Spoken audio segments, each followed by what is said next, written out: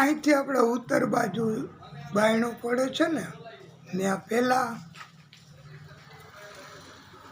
જે પડ્યું હતું ને છત ઉપરથી બેલા અને એ બધા આ પહેલાં પડ્યા હતા.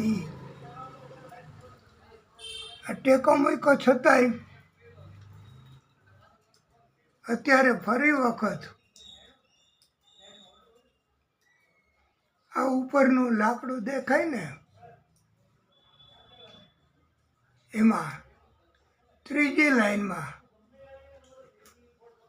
અત્યારે મોટા અવાજ સાથે પાછું નીચે પડ્યું છે.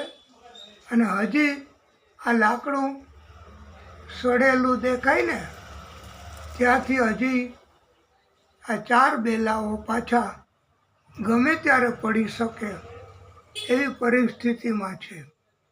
એટલે આ સામે દિવાલ ઈંટોની ટેકાથી એ લાકડું હળેલું હોવા છતાંય હજી એમને એમ છે. અને આ બાજુ પણ એ પડવાની શક્યતા છે. એટલે અહીંથી પણ અને બાજુની લાઈનમાંથી પણ હજી પડવાની શક્યતા છે. એટલે ગમે ત્યારે રાતમાં પણ પડી શકે એમ છે. માટે અહીંયા તો જવાય જ નહીં એવી પરિસ્થિતિ છે. વાલા ભક્તો, આ કથા એના કારણથી અહીંયા ટકી રહ્યું છે. અને આ નીચે આ 1 2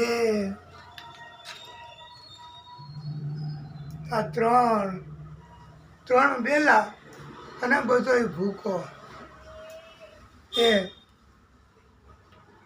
અત્યારે નીચે પડી ગયેલ છે. અને ઉપર જે દેખાય ત્યાં જો આ બેલાઓ એટલે એ પણ પડે એવું છે.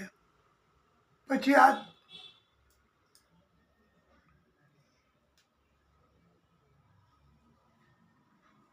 એટલે આ વિભાગમાંથી હવે કોઈ શક્યતા નથી.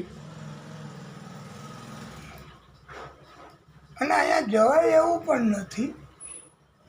એટલે આ ગમે ત્યારે પડી શકે એવી પરિસ્થિતિમાં છે વાલા ભક્તો.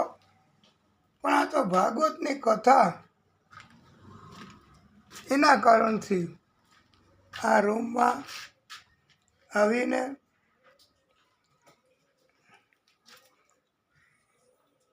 અહીંથી ઉપર આડી એના કારણથી સલામતી જેવું લાગે.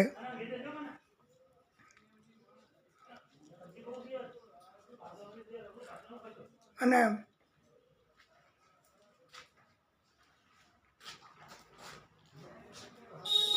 અહીંયા પણ ઉપર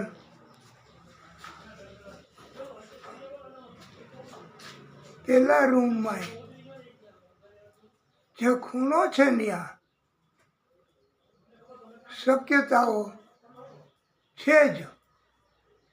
અને બહુ ભેજ. એટલે કોઈને કોઈ રીતે હવે તો અને મકાન પડશે તોય બીજે ક્યાંક ફેરવી અને પછી રિપેર બધું કરવું પડશે.